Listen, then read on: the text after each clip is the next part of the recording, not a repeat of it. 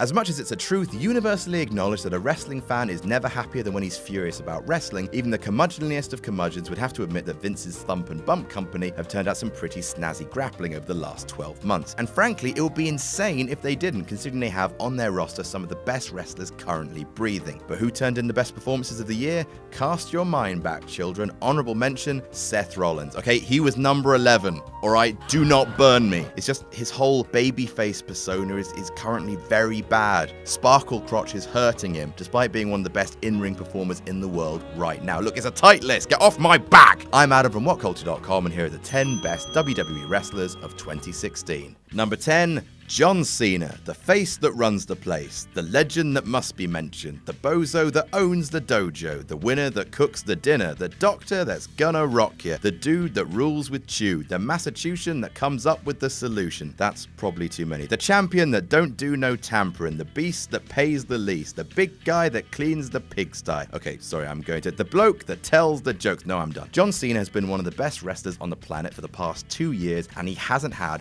one bad pay-per-view match this year. However, the fact he's only wrestled 4 of them this year has had to dock him a few points. It's a strict list. I'm a strict man. Number 9, Chris Jericho. If this was a list of the funniest wrestlers of the year, it's hard to imagine anyone other than the skeezy mustached dad taking it. Now, from an in-ring perspective, Jericho has definitely slowed down a lot in the last few years. He's still absolutely incredible for a man who's 46, but noticeably sluggish when compared to the new generation. However, Chris Jericho is, no exaggeration, one of the savviest wrestling minds of all time, and has compensated for this slowdown by ramping up his character work. Being a great wrestler isn't just doing moves, it's the full package of doing everything you can to keep the audience engaged, and from the facial hair, to the scarves, to the stupid idiots, it's Gifts of Jericho, quiets to the list. Jericho is more relevant now than ever, so much so that he doesn't have to work as hard in-ring to make his mark as one of the best wrestlers of 2016. Number 8, Kevin Owens. Agreed, that seems awfully low for the longest reigning Universal Hamster of all time, but while Kevin Owens has been putting on stellar matches all year, there's been something slightly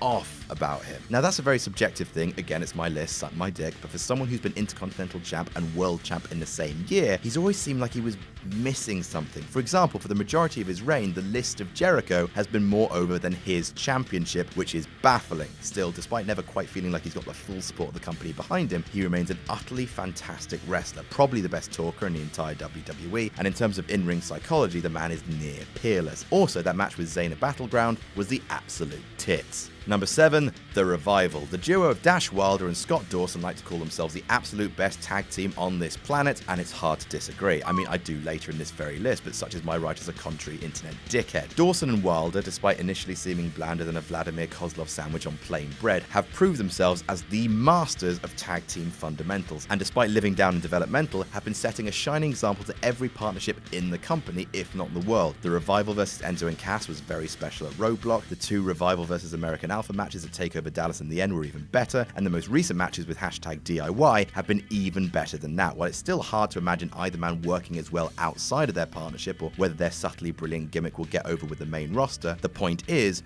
right now NXT Tag Wrestling is on fire, and the Revival are at the forefront of that movement. Number 6, The Miz. When you talk about there being more to a wrestler than a crowd-popping moveset, absolutely no one exemplified that more this year than The Miz. I mean, hot damn, since the brand split, he's been near untouchable as the top male heel, not just in WWE, but perhaps in wrestling right now, utilizing every single tool at his disposal to remain an entertaining dick. He's got one of the best managers going in Maurice. He's got his smarmy persona down to a T, which I appreciate. The dude gave Dean Ambrose a participation award on SmackDown. He's the goddamn best. And when Vince and co talk about grabbing the brass ring, maximizing your minutes, forcing people to notice you, you could argue that Miz did that better than anyone this year with his astonishingly good promos with Daniel Bryan on Talking Smack. Hard as it was to see this coming, The Miz is one of the best in the business right now. Number 5, Sami Zayn. The best seller in WWE right now, I said it. Sami Zayn has been tipped to take Daniel Bryan's crown of ultimate likable underdog for so long now that it seems a cliche to say it, but all the facts are there. He's an indie darling with a kind, relatable persona and a faultless wrestling intellect. It's not the moves that make Sami Zayn great, although he's got moves for